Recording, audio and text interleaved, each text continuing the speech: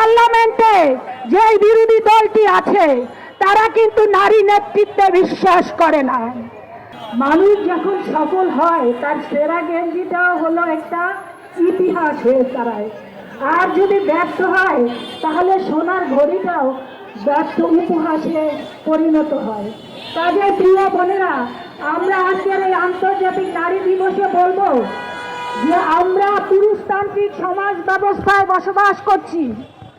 যদি আমরা জানি আমাদের প্রাণপ্রিয় নেত্রী দেশনেত্রী বেগম খালেদা জিয়া, আমাদের জাতীয়তাবাদী দলের প্রতিষ্ঠাতা শহীদ রাষ্ট্রপতি জিয়া রহমান এবং বর্তমান প্রধানমন্ত্রী জনাব তারেক রহমান বাংলাদেশের নারী জাগরণে, নারীর উন্নয়নে এবং নারীদেরকে সমৃদ্ধ করবার জন্য অনেক কিছু করেছেন, অনেক ভূমিকা নিয়েছেন।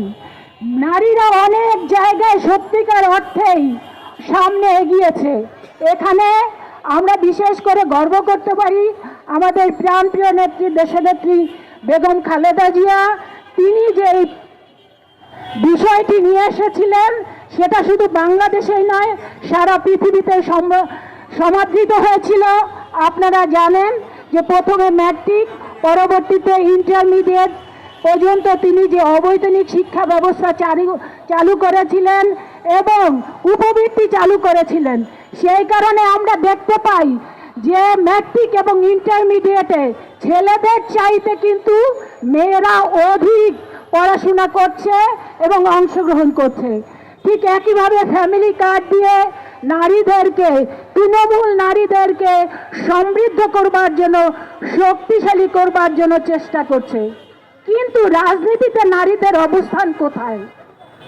আমি এই মঞ্চ থেকে আমি প্রশ্ন করতে চাই, পুরুষতান্ত্রিক সমাজ ব্যবস্থার কাছে আমার প্রশ্ন, রাজনীতিতে নারীর অবস্থান কোথায়?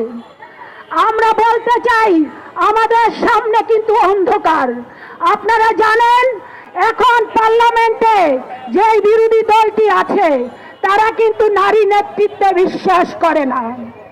তারা, আপনারা জানেন, নারীরা যে কোনো নেতৃত্বে আসুক সেটাই বিশ্বাস করে না। এই বাংলাদেশ সৃষ্টি লগ্ন থেকে এবারই সবচাইতে করুণ অবস্থা আমরা পার্লামেন্টে দেখতে পাচ্ছি। পার্লামেন্টে এবার মাত্র 7 জন নারী নির্বাচিত হয়ে তারা অংশগ্রহণ করছে। একজনে তো তৃণমূল থেকে কোন নারী ওখানে অংশগ্রহণ করছে না। কাজেই আমাদের আনন্দিত হওয়ার কোনো কারণ নেই। আমরা বলতে চাই, আমাদের অনুরোধ করতে চাই, আগামী দিনে আমরা জানি সংরক্ষিত আসনে আমরা জানি যে বিএনপি 35টি আসন পাবে।